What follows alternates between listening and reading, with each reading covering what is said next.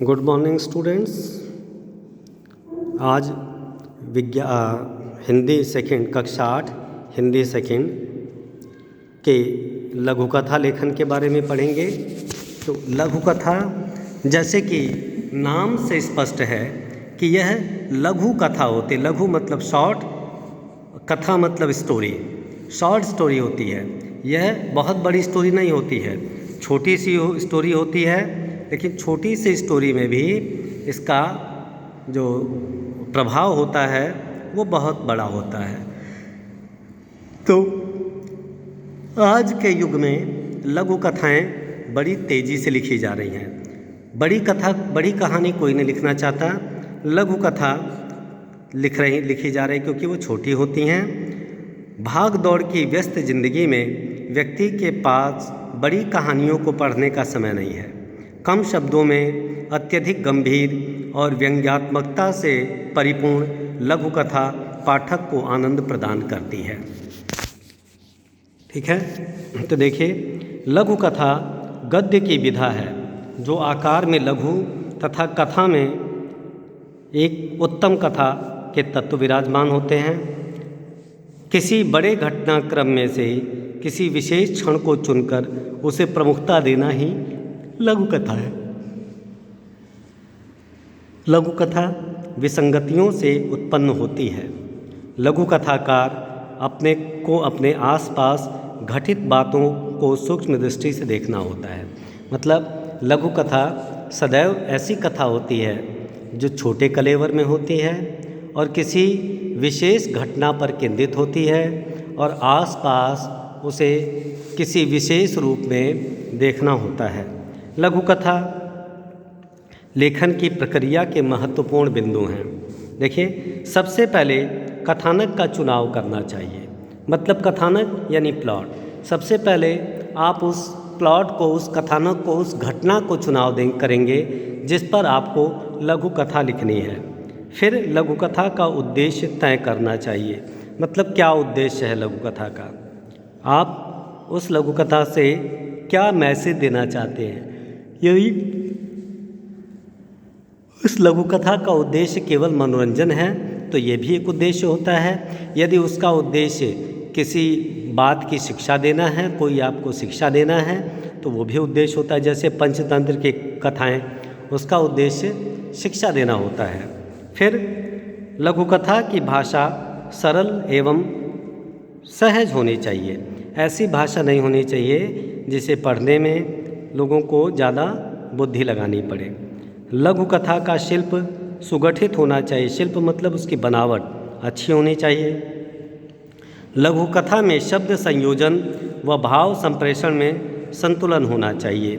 यानी जो शब्द हैं और जो भाव हैं उसमें संतुलन होना चाहिए। मतलब शब्द भाव के अनुरूप होना चाहिए। तो लघु कथा का शीर्षक सुंदर, सटीक एवं सार गर्भित होना चाहिए। मतलब शीर्षक सुंदर होना चाहिए, सटीक होना चाहिए और अच्छा होना चाहिए। शीर्षक लघु कथा के समूचे कलेवर पर आधारित होना चाहिए। उसके बाद लघु कथा का अंत विचारोत्तेजक होना चाहिए। मतलब किसी एक विचार का वो वर्णन करें, किसी एक प्लॉट का वर्णन करें, एक विचार का वर्णन करें। पाठक को कथा का विचार करने पर मजबूर कर देना चाहिए। लघु कथा में अनावश्यक विस्तार नहीं होना चाहिए।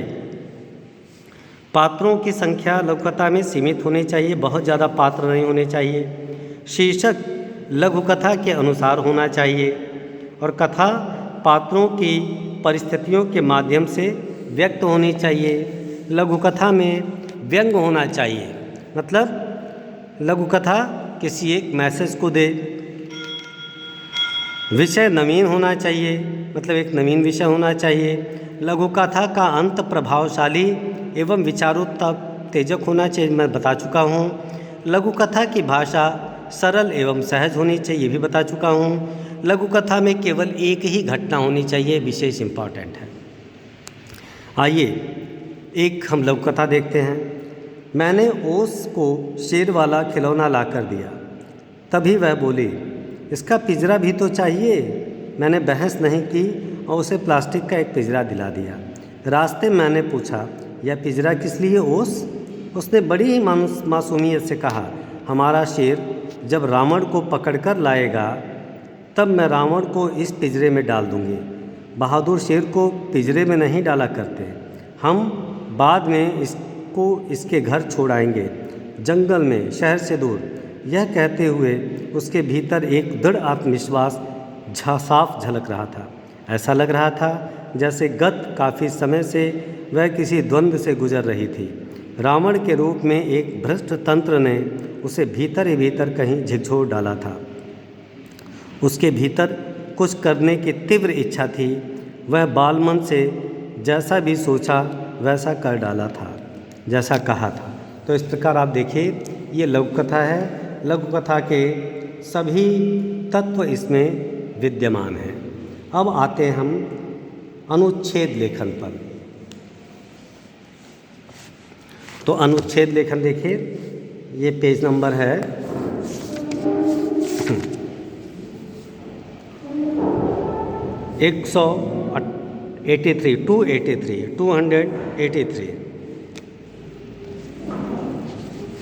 283 अनुच्छेद लेखन। तो अनुच्छेद लेखन देखिए, पैराग्राफ राइटिंग। इसमें आपको सिर्फ एक पैराग्राफ लिखना होता है। अनुच्छेद लिखते समय सीमित शब्दों में एक विषय से संबंध विचारों अथवा भावों को प्रस्तुत किया जाता है। अनुच्छेद लेखन की अपनी कुछ विशेषताएं होती हैं, जैसे वह निबंध का सार नहीं है। वह निबंध का सार नहीं है, अपने आप में वह पूर्ण होता है। केवल सार नहीं है, वह अपने आप में पूर्ण होता है। निबंध से भिन्न अनुच्छेद लिखते समय भूमिका बांधने या निष्कर्ष देने की आवश्यकता होती है। अनुच्छेद लेखन हेतु धातव्य बिंदु। अनुच्छेद का आकार सीमित, लगभग 100-125 शब्दों में होना चाहिए। अनुच्छेद में केवल एक केंद्रीय भाव अथवा विचार या क्रमिक विस्तार हो। अनुच्छेद में अलंकारिक तथा अनावश्यक शब्द प्रयोग न हो। भाषा में विषयानुकूलता सहज तथा प्रबल हो। तो अनुच्छेद पैराग्राफ को कहते हैं। एक ही पैराग्राफ लिखना होता है। तो अनुच्छेद में किसी एक विचार का ही वर्णन होता है, याद रखिए। अनुच्छेद में विचारों की तारतम्यता नहीं होती। ऐसा नहीं होता कि एक विचार आते जाए, दूसरा एक विचार खत्म हुआ दूसरा आता है, जैसे निबंध में होता है। निबंध में कई अनुच्छेद होते हैं, अनुच्छेद में केवल एक ही अनुच्छेद होता है। देखिए, बहुत ज़्यादा आकार नहीं होना चाहिए, तो बहुत ज़्यादा अलंकारिक शब्दों का प्रयोग नहीं होना चाहिए। अब एक अनुच्छेद हम लेते हैं, प्रातःकालीन भ्रमण।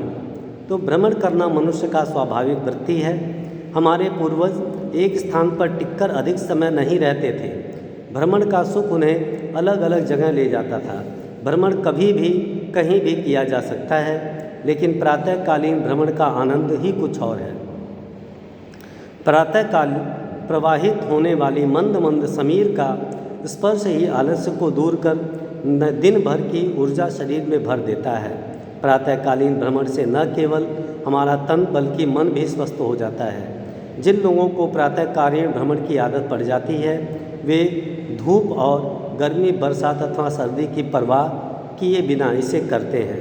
एक दिन के लिए वे यदि भ्रमण पर न जा सकें तो उन्हें कुछ अधूरा सा लगता है। प्रातःकालीन भ्रमण किसी सुंदर उद्यान में किया जाए तो सोने पर सुहागे की तरह होता है। सुंदर सुरभित वातावरण उसे और भी लाभदायक बना देते हैं। यदि हम दीर्घ व स्वस्थ जीवन जीना चाहते हैं तो प्रातःकालीन भ्रमण की आदत होनी चाहिए। इसी तरह ये सिलेबस आपका कंप्लीट हुआ।